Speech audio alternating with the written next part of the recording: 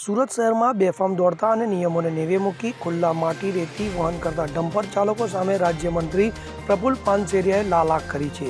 એક ઓચિંતી કાર્યવાહી દરમિયાન મંત્રીએ પોતે રસ્તા પર ઉતરીને કાયદાનું ઉલ્લંઘન કરતા 8 ડમ્પરોને પોલીસ પાસે જપ્ત કરાવી કડક સંદેશો આપ્યો છે।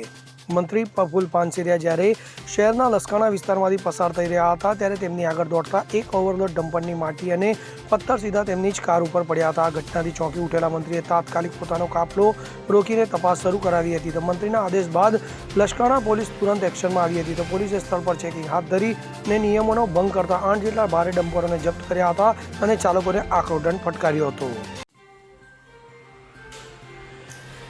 સુરતમાં આજે હું જ્યારે રોડ ઉપર પસાર થઈ રહ્યો હતો ત્યારે લગભગ 2 થી 3 ટ્રકો આખી માટીથી ભરેલી આવ્યા હેવી ડમ્પરો બેફામ રીતે ચલાવી જતા હતા અને ઉપરથી માટી પથ્થર વગેરે રોડ ઉપર પડતું હતું। અમારી કાર ઉપર પણ પડ્યું। તુરંત જ પોલીસને જાણ કરી, આરોગ્ય વિભાગને પણ જાણ કરી। આખા સુરતના રસ્તાઓ પણ ખરાબ કરે છે અને બીજું 2 વ્હીલ લઈ જનારા પરિવારજનોની ઉપર એ પથ્થર પડે અથવા આંખમાં સતત ધૂળ પડે, રોડ ગંદા થાય। તો આવા લોકોએ દંડ કરવા માટે પોલીસને સૂચના આપીને લગભગ 8 થી 10 ટ્રકો આવા માટી ભરેલા હેવી જે સાક્ષાત યમદૂત રોડ ઉપર ફરી રહ્યા હોય એવા લોકોને શાન ઠેકાણે લાવવા માટે એક્શન લેવામાં આવ્યા। અને હજી પણ ધંધો કરે, રોડ ઉપર નીકળે એની સાથે એમને કોઈ વાંધો, આપણે એમને સપોર્ટ પણ કરીએ, પરંતુ માટીના કોઈ પણ ટ્રક રેતી, કપચી વગેરે લઈ જતા, ઈંટો વગેરે લઈ અને પૂર્ણ રીતે ઉપર પેક કરીને પછી જ રોડ ઉપર લઈ જવા જોઈએ।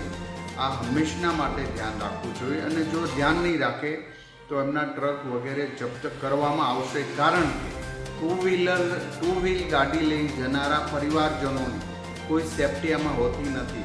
ક્યારેક એક્સિડન્ટ પણ થવાનો ભય રહે છે અને આવી માટી વગેરેથી સુરત રોડને પણ ગંદા કરે।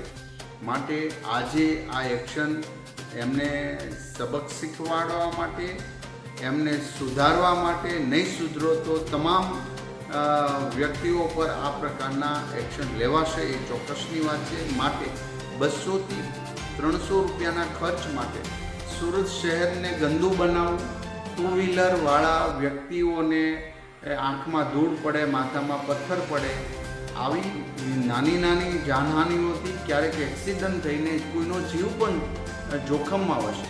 માટે આ સુધારા માટે આજે આ એક્શન લેવામાં આવ્યા છે। મને આશા છે કે તમામ લોકો પોતાની ટ્રક ઉપર માટી, ઈંટ, રેતી, કપચી વગેરે કરશે એને પૂર્ણ ઢાંકીને પછી શહેરમાં પ્રવેશશે। એવા ચુસ્તપણે નિયમના પાલન કરવા જ પડશે, નહીં કરે તો દંડાશે અને એને કોઈને છોડવામાં આવશે નહીં। નરેશ સિમરણ સાથે CN24 ન્યૂઝ સુરત। હવે જુઓ દેશ દુનિયાની તમામ ખબરો તમારી આંગળીના ટેરવે। ઉઠાવો મોબાઈલ અને Google Play Store પરથી ડાઉનલોડ કરો અમારી CN24 ન્યૂઝ મોબાઈલ એપ।